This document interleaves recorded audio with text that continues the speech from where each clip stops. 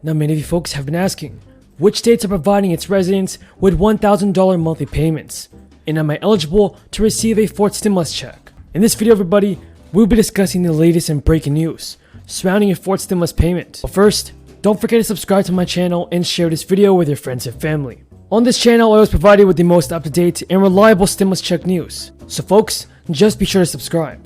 Well, I think the president's making the decisions. And when we went to the Oval Office, 6 of us, to talk about a bipartisan infrastructure package, the president basically tasked us to come back with something close to $1 trillion in the areas in the scope that we as Republicans feel constitutes infrastructure. We're struggling to reopen, so we made vaccinating teachers a priority. We delivered schools the much support they needed. State and local governments had to lay off tens of thousands of educators and first responders. Many are now back on the job thanks to the rescue plan. In fact, in May, state and local governments added 103,000 education jobs. Now the IRS has issued almost 167 million payments in the third round of direct stimulus aid, with another 1.8 million people last week receiving the $1,400 checks. And everybody, so far the federal response to the economic crisis has delivered $3,200 to each eligible adult. And so that was $1,200 via the CARES Act in March 2020, $600 in the December relief measure, and $1,400 under the American Rescue Plan under President Biden.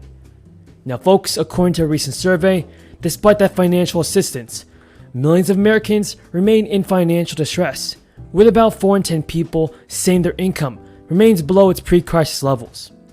And nationwide, nearly 16 million people are receiving some form of jobless assistance or unemployment benefits. Now everybody, you have to know that the unemployment rate stands at 6.1%, far higher than its pre-crisis level of 3.5%. And jobless rates remain especially elevated in low-wage industries such as food services and hospitality. According to survey data, 1 in 4 Americans struggled to pay their household expenses in the previous week. For many people, the latest round of $1,400 checks did not last long. And that is why more than 2.3 million people have signed a Change.org petition that was started last year. And this calls for lawmakers to pass legislation for recurring $2,000 monthly payments. Now many lawmakers have picked up the idea. 21 Democratic senators signed a letter to President Biden in support of recurring monthly stimulus payments, pointing out that the $1,400 payment being distributed by the IRS won't tide people over for long. But thanks to the president, millions of families will receive additional financial relief very soon, as Joe Biden commits to an expanded $3,000 child tax credit until 2025. Some believe that all these financial benefits signify a step forward towards universal basic income. And Biden's stimulus check bills, which upped the existing $2,000 credit to $3,000 and added a 4-year extension, is expected to lift an additional 4.1 million children out of poverty. And Democrats in Congress are pushing to make this change permanent. Despite steadfast opposition, folks, support is growing for dishing out guaranteed income payments to citizens regularly, even after the crisis ends, with multiple cities already testifying programs locally. A new guaranteed income program has just been announced in the United States, this time in the city of Los Angeles. In his proposed budget for the fiscal year 2021-2022, LA Mayor Eric Garcetti included a $24 million guaranteed basic income project that would see 2,000 families in the city receive an additional $1,000 per month for 1 year. And the program is one of the biggest of its kind in the United States. The details of the plan are still being finalized, but the mayor has confirmed that the payment would be truly unconditional, with participants in the program able to use the money however they please. There will be eligibility criteria, however. But folks, not everyone is on board with the idea of universal basic income. A research center found that 78% of Republicans oppose the federal government allocating $1,000 to each person. And 62% people were strongly opposed, but many do support a fourth stimulus check. Progressive leaders have touted the benefits of stimulus payments after a new report showed how they substantially reduce the number of hardships for Americans across the country. The New York Times reported on a study that showed multiple ways the lives of everyday Americans improved significantly after the passage of a $600 stimulus check in December, followed by another $1,400 direct payment in March. In the Twitter post, Representative Pramila Jayapal, the chair of the Congressional Progressive Caucus, stated, "Putting money in people's pockets work, and we can and we must continue to enact people-first policies and improve their lives. This is how we address the poverty crisis and generational trauma. If anything, survival checks prove what advocates have been saying and demanding." Now, Rashida Tlaib went on to tout the ABC Act, which she introduced earlier this year.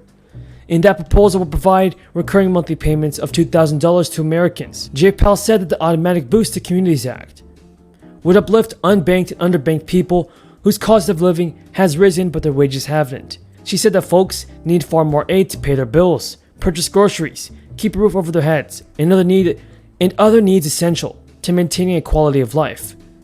The ABC Act is just that, designed to help people cushion these blows during and after this global health crisis. And some lawmakers want more Americans to receive a check from the next stimulus package.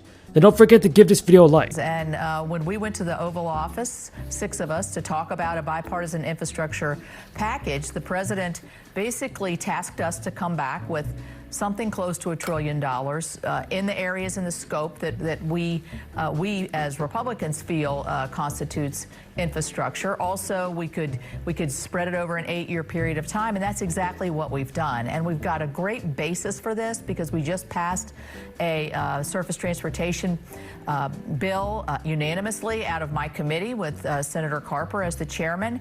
And so I think we're building those blocks towards a really good, solid infrastructure package that has bipartisan support. So we're responding to what the president has said. He told me on the phone just day before yesterday, let's get this done.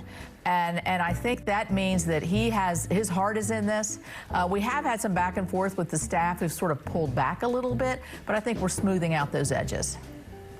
I want to play something that your Democratic colleague, Senator Elizabeth Warren, had to say in response to the GOP's $928 billion counteroffer. Here's her take. I don't really think this is a serious counteroffer. We were in a crisis before the pandemic hit. It only got worse during the pandemic. This is our chance to expand our idea of what infrastructure means. A couple of sticking points there, and one of them is the most basic, is about the understanding of what infrastructure is. Secretary Pete Buttigieg says it should be all-encompassing because if people can't work, they can't travel the roads, they can't use infrastructure. How do you guys define this? Can you get to some middle ground on that?